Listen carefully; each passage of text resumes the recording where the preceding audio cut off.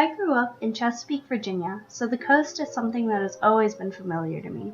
From swimming at Virginia Beach to kayaking the Elizabeth River to the occasional fishing trip with my dad, I've always loved water and all the life within it.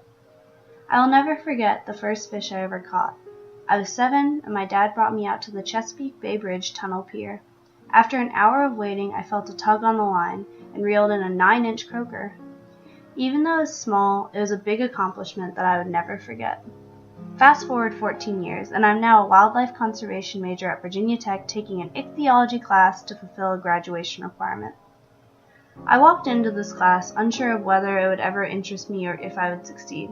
Would ichthyology ever serve any real purpose to me as a wildlife specialist?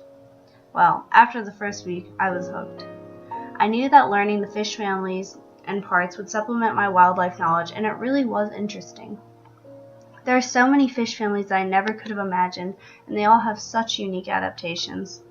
I was learning the Latin names and succeeding as I had had previous experience in dendrology learning all the families and species. One part was lacking. My drawings were very cartoonish and unhelpful in learning and remembering the fish. I started to spend additional time on each of my drawings, focusing on making them realistic. I would first sketch the fish roughly with pencil, and then go over it with pen very carefully.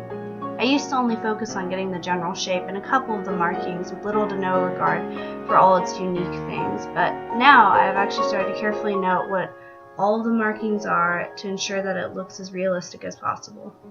Putting in the extra time has not only improved my drawings, but also my memory of how each species looks.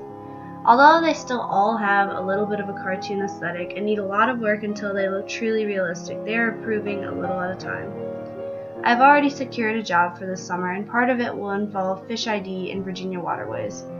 At first, this responsibility seemed daunting and undesirable, but after taking this class, I am confident in my fish ID abilities and excited to become more knowledgeable in the realm of ichthyology.